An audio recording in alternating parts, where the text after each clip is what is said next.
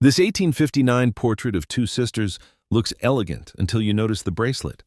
It seemed like nothing more than a beautiful antebellum photograph, a keepsake of childhood innocence preserved in silver and glass. But one small detail in the corner of the frame would unravel a story that had been hidden for over 160 years. And what it revealed was far darker than anyone had imagined. Catherine Weiss had been working as a photograph conservator at a small historical society in Charleston, South Carolina, for 11 years when the Beaumont collection arrived. It came in 14 archival boxes, donated by the last surviving member of a family that had once owned 3 plantations along the Edisto River. Most of the material was what Catherine expected: ledgers, receipts, a few legal documents, and dozens of photographs ranging from daguerreotypes to early cabinet cards. She had processed hundreds of similar donations. Old families in the Low Country cleaned out their attics every few years, and the Historical Society was usually the beneficiary of whatever couldn't be sold at auction. The photograph that would consume the next 18 months of her life was tucked into a velvet-lined case near the bottom of the third box. It was an ambrotype, the image fixed on glass and backed with dark varnish to make the figures visible. 2 girls sat side by side on a carved wooden bench. They wore matching white dresses with delicate lace collars, their dark hair parted in the center and pulled back in the fashion of the late 1850s. Their hands were folded in their laps in nearly identical positions, and their expressions were calm, composed, almost serene. Written on the paper label inside the case, in faded brown ink, were the words, "Eliza and Clara Beaumont, 1859, sisters." Catherine had seen thousands of portraits like this. Wealthy Southern families documented their children obsessively in the decades before the war, commissioning images that showed prosperity, stability, and refinement. This one was technically excellent, well-lit and sharply focused, probably the work of a professional studio in Charleston. She almost set it aside to be cataloged with the others. But something made her pause. She couldn't say what it was at first. The girls looked comfortable, even affectionate. Clara, the younger one, leaned slightly toward Eliza, and Eliza's hand rested near Clara's wrist as if she had just reached out to touch her. It was the kind of posed intimacy that photographers encouraged in sibling portraits. Nothing unusual. Catherine placed the ambrotype under her examination lamp and adjusted the magnification. She moved slowly across the image, checking for damage, noting the condition of the varnish, looking for any signs of deterioration that would require treatment. The glass was intact, the image layer was stable, everything was fine. And then she saw the bracelet. It was on Clara's left wrist, partially hidden by the fold of her sleeve. At first glance, it looked like a piece of jewelry, a simple band with a decorative clasp. But under magnification, Catherine could see that the band was not fabric or beaded chain. It was metal. And the clasp was not decorative. It was functional, a small, hinged mechanism with a visible keyhole. She moved the lamp closer. The bracelet was connected to something. A thin chain, almost invisible against the white lace of Clara's cuff, ran from the band on her wrist to Eliza's hand. Not near her hand, to it. The chain disappeared beneath Eliza's fingers, which were not casually resting but deliberately positioned to conceal where it attached. Catherine sat back in her chair. She had spent over a decade looking at old photographs, and she knew how to read the things that people tried to hide. A hand covering a stain. A prop disguising a brace. A backdrop hung to block an unfinished wall. Photographers and their subjects were always managing appearances, always constructing the image they wanted the world to see. But she had never seen anything quite like this. The label said, "Sisters." The pose said, "Affection." But the chain said something else entirely. Catherine did not go home that night until well after 9. She kept returning to the photograph, examining it from different angles, making notes, taking measurements. The chain was real. It was not a trick of the light or a flaw in the emulsion. Someone had deliberately connected these 2 girls and then arranged the portrait to make that connection invisible. The question was, why? She had been in this work long enough to know that a single photograph rarely told a complete story. Context mattered. Provenance mattered. The Beaumont family had donated the collection, which meant there might be other documents that could explain what she was seeing. But context could also be misleading. Families edited their own histories all the time, keeping what flattered them and discarding what did not. Catherine decided to start with the photograph itself. The studio mark on the case identified the photographer as J.R. Waring of King Street, Charleston. She knew the name. Waring had operated one of the most successful portrait studios in the city during the 1850s, catering to the planter class and their families. His work appeared in collections all over the Southeast. If anyone had records that could help identify the girls and the circumstances of the sitting, it would be the archives that held his business papers. The next morning, she called a colleague at the Charleston Museum who specialized in antebellum visual culture. His name was David Chen, and he had written extensively on photography and slavery in the pre-war South. When she described what she had found, there was a long pause on the other end of the line. "You're sure it's a chain?" he said. "Not a bracelet with a charm? Not a piece of mourning jewelry?" "I'm sure. It runs from one girl's wrist to the other girl's hand. The older girl is holding the end of it." Another pause. "Send me the images, high resolution if you can." She sent them that afternoon. David called back within the hour. "I think I know what you're looking at," he said. "But I want to be careful about how I say this because if I'm right, it changes everything we thought we knew about this photograph." He explained that in the decades before the Civil War, wealthy white families in the South sometimes assigned enslaved children to serve as companions to their own sons and daughters. These children were close in age to the white child they attended, and they were expected to play with them, sleep near them, and follow them everywhere. The practice was often described in sentimental terms as a kind of friendship or even surrogate siblinghood. But it was not friendship. It was ownership.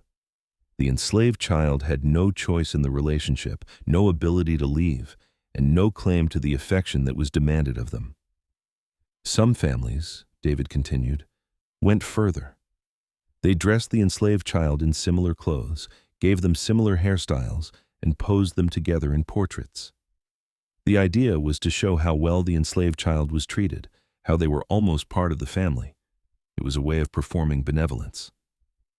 "But the chain," Catherine said, "that's the part I've never seen documented. There are accounts of enslaved children being physically restrained, especially during travel or in situations where they might try to run. But in a formal portrait, in a studio, that would mean someone wanted to make sure the child couldn't move, couldn't pull away, couldn't ruin the image by showing fear or resistance." Catherine looked at the photograph again. Clara's face was calm, her posture was relaxed, but now that she knew what to look for, she could see the slight tension in her shoulders, the way her left arm was held just a little too still. "So one of these girls," she said slowly, "is not a sister at all." "That's my guess, but we need to prove it." The Beaumont family papers were more complete than Catherine had expected. Along with the photographs, the donation included plantation account books, correspondence, and a set of legal documents related to property transfers. She spent the next 2 weeks going through them, page by page, looking for any mention of the names Eliza and Clara. Eliza appeared frequently. She was born in 1848 to William and Anne Beaumont, the eldest of 4 children. Her childhood was documented in letters, in gift inscriptions, and in the margins of her father's business ledgers, where he occasionally noted expenses for her education and wardrobe. She was clearly a cherished daughter, the kind of child whose every milestone was recorded and celebrated. Clara was harder to find. The name appeared exactly 3 times in the entire collection. The first was in a household inventory from 1854, listed under servants, with an estimated age of 4 years and a value of $200.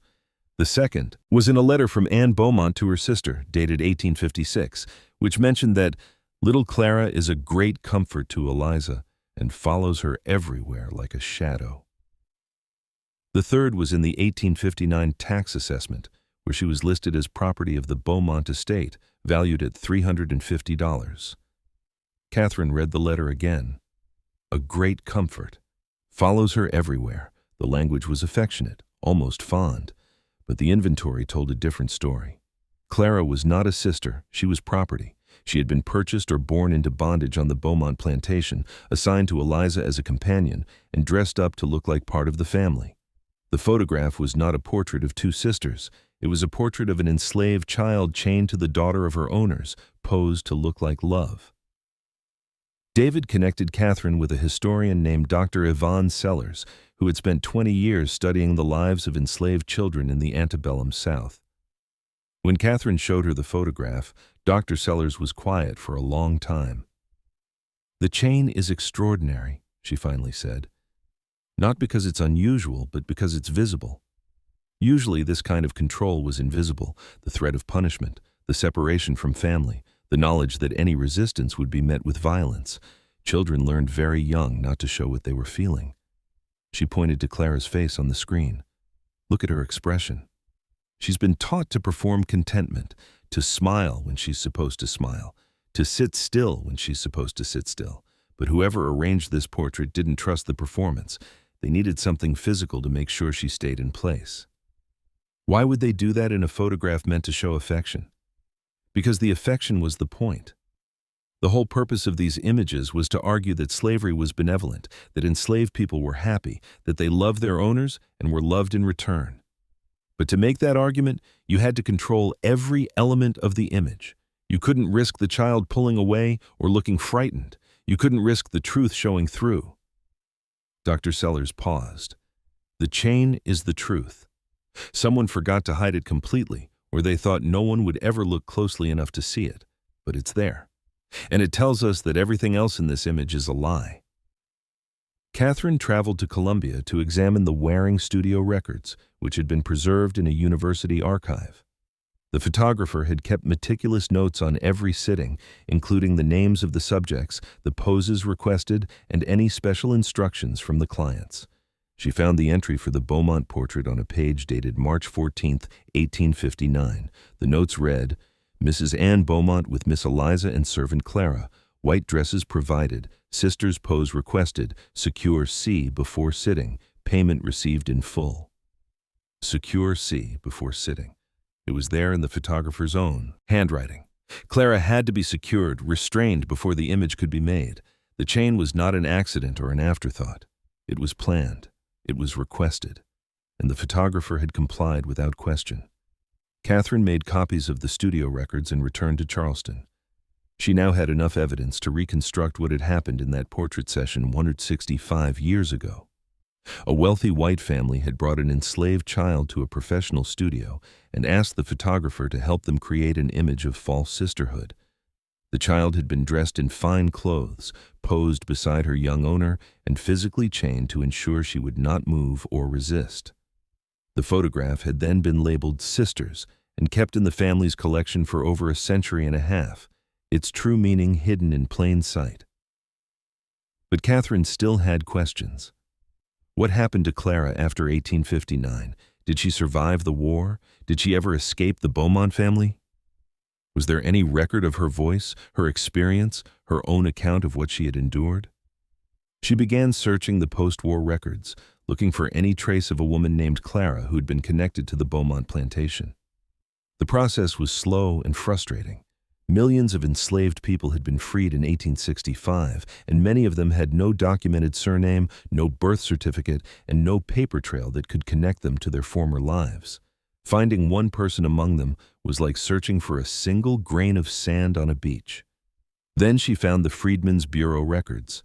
The Bureau had been established by the federal government after the war to help formerly enslaved people transition to freedom.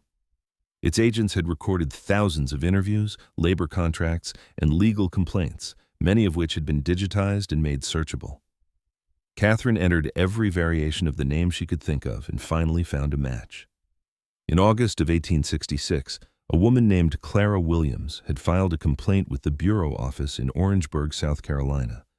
She reported that she had been held in illegal servitude by her former owners for more than a year after emancipation, forced to work without pay and prevented from leaving the plantation.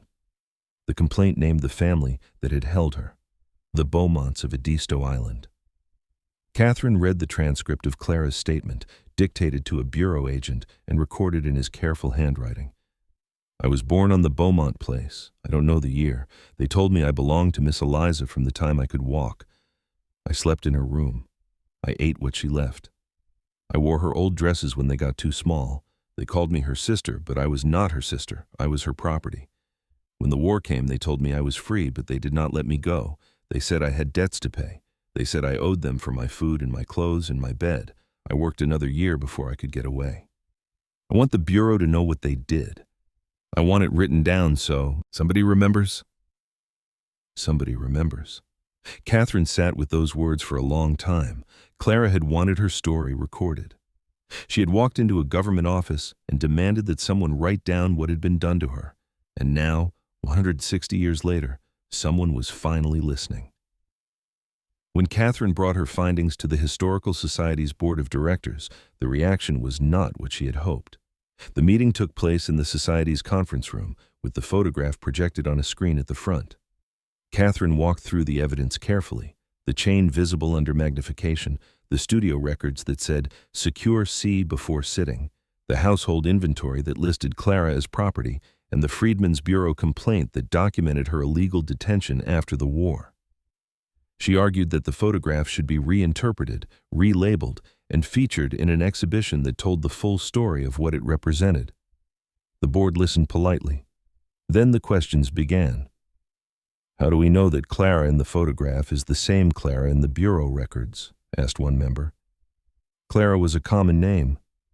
The Bureau complaint specifically names the Beaumont family and mentions that she was assigned to the daughter from childhood, Catherine replied. The timeline matches exactly. "But you're interpreting the chain as a restraint," said another member. "Couldn't it be something else? A piece of jewelry? A sentimental token?" The studio notes say secure C before sitting. That's not ambiguous. It's an instruction to physically restrain a child. There was a long silence. The board chair, a retired attorney named Howard Greer, cleared his throat. "Catherine, I don't doubt your research, but you have to understand the position this puts us in. The Beaumont family has been a major donor to this institution for decades. Their descendants are still active in this community. If we publish this interpretation, we're essentially accusing their ancestors of, well, of something very ugly." "They owned human beings," Catherine said. "They chained a child to their daughter and photographed it. That's not an accusation, that's history." "It's one reading of history. Other scholars might see it differently." "Which scholars? I've consulted 3 experts. They all agree." Greer sighed. "I'm not saying we suppress the information. I'm saying we need to be careful about how we present it. Perhaps we could include a note in the catalog that acknowledges some ambiguity. Perhaps we could reach out to the Beaumont descendants and give them an opportunity to respond. And if they ask us not to publish, then we'll cross that bridge when we come to it." Catherine looked around the table. She could see the discomfort on their faces, the way they avoided her eyes. They were not bad people. They cared about history, but they also cared about funding, about relationships, about the delicate social web that held institutions like this together. And they were being asked to pull on a thread that might unravel something they had spent years building. "I understand the concerns," she said finally, but Clara wanted her story recorded. She walked into a government office in 1866 and said, "I want somebody to remember." We have a chance to honor that. If we hide this, if we soften it, if we let the family control the narrative again, then we're doing exactly what the people who made this photograph wanted. We're pretending the chain isn't there. The board voted to delay any decision for 6 months while they consulted legal counsel and reached out to the Beaumont family. Catherine was asked to refrain from publishing her findings until the review was complete. She agreed, reluctantly. But she also began making copies of everything she had found. The delay stretched from 6 months to 8. The Beaumont descendants, represented by a law firm in Charleston, sent a letter expressing concern about speculative interpretations and requesting that the photograph be returned to the family. The board scheduled another meeting to discuss the request. Catherine was not invited. She learned what happened from a sympathetic colleague. The board had agreed to return the photograph on the condition that the family donate a different item from their collection, something less controversial. The photograph of Eliza and Clara would go back into private hands, where it would remain unseen, unstudied, and unlabeled. Catherine resigned the following week. She took her research with her: the scans of the photograph, the copies of the studio records, the transcripts from the Freedmen's Bureau. She contacted a journalist at a national magazine who had written about similar cases, about institutions that concealed uncomfortable histories to protect donors and reputations. The journalist was interested, very interested. The article appeared 3 months later with the photograph reproduced in full color and Catherine's analysis presented in detail. It was titled, "The Sister Who Wasn't: How a Charleston Historical Society Tried to Bury a Portrait of Slavery." Within days, it had been shared hundreds of thousands of times. Historians and activists weighed in. The story was covered by television news and picked up by international outlets. The Historical Society issued a statement saying that it had never intended to suppress the photograph and that it welcomed scholarly debate. The Beaumont family declined to comment, but the photograph was now public and its meaning was no longer hidden. More importantly, Clara's name was finally attached to her image. Dr. Sellers, the historian who had helped Catherine understand the context of companion children, organized a symposium at her university to discuss the photograph and what it revealed about visual culture and slavery. Scholars came from across the country to present papers on similar images, on photographs where the evidence of bondage had been concealed by staging, by clothing, by the careful positioning of hands and props. They found restraints hidden under long sleeves. They found chains disguised as jewelry. They found children whose expressions, when examined closely, revealed fear, exhaustion, and despair beneath the performed smiles. One of the presenters was a genealogist who had been tracing the descendants of people enslaved on Edisto Island plantations. She had found Clara's line. Clara Williams had married a man named James Williams in 1868. They had 5 children, 3 of whom survived to adulthood. Their descendants were scattered now in South Carolina and Georgia and farther north, but some of them still lived in the Charleston area. The genealogist had reached out to them. She had shown them the photograph. She had shared Catherine's research and Clara's own words from the bureau complaint. One of those descendants, a woman named Denise Williams Carter, agreed to speak at the symposium. She stood at the podium with the photograph projected behind her, the chain now circled in red so the audience could see it clearly. "When I first saw this picture," she said, "I didn't know what I was looking at. I saw 2 girls in white dresses holding hands, looking like sisters. That's what it was supposed to look like. That's what they wanted us to see. But that's not what it was." She paused, her voice catching slightly. "Clara was my great-great-great-grandmother. She was a child when this picture was taken. She had no choice about what she wore, or how she sat, or where she put her hands. She had no choice about the chain they put on her wrist. And she had no choice about being called a sister to the girl who owned her."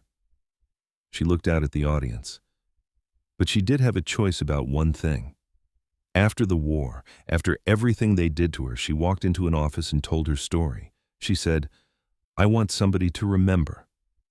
And now, 160 years later, you're remembering. We're all remembering. That's what she wanted. That's what she deserved. The symposium ended with a resolution calling on museums and historical societies to re-examine their collections for similar photographs, to look beyond the posed surfaces and search for evidence of coercion, restraint, and resistance that might have been hidden. Several institutions announced immediate reviews of their holdings. Catherine was asked to consult on some of those reviews. She traveled to archives in Virginia, Georgia, and Louisiana, examining photographs that had been cataloged decades ago without scrutiny.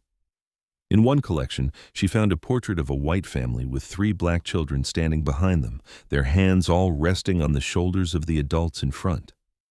Under magnification, she could see that the children's hands were tied together with a thin cord hidden beneath their sleeves. In another, she found a cabinet card of a young white woman with a black girl of about 7 or 8 seated at her feet. The girl was smiling, but her ankles were crossed at an unnatural angle. When Catherine examined the original print, she discovered why. There was a metal hobble connecting her feet, just visible beneath the hem of her dress. Each photograph told a similar story. The owners had wanted images of contentment and obedience, of happy servants who loved their masters, but they had not trusted the people they enslaved to perform convincingly, so they had used physical restraints to ensure compliance. And then they had hidden those restraints, or tried to, so the photographs could serve their intended purpose, as evidence that slavery was kind. The photographs were now being relabeled, recatalogued, and reinterpreted. The people in them were being named when possible, their stories reconstructed from census records and church rolls and bureau complaints. It was slow work and incomplete, Most of the enslaved people in these images would never be identified. Their names were lost, their voices silent, their stories unrecorded. But some of them had left traces, and those traces were finally being found. Catherine still thinks about Clara sometimes.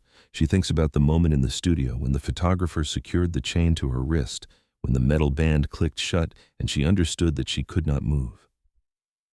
She thinks about the long minutes of the exposure, when Clara had to hold perfectly still, her face composed, her fear invisible. While the camera captured an image that would be used to argue, she was happy. And she thinks about the moment, 7 years later, when Clara walked into the Freedmen's Bureau office and refused to be silent anymore.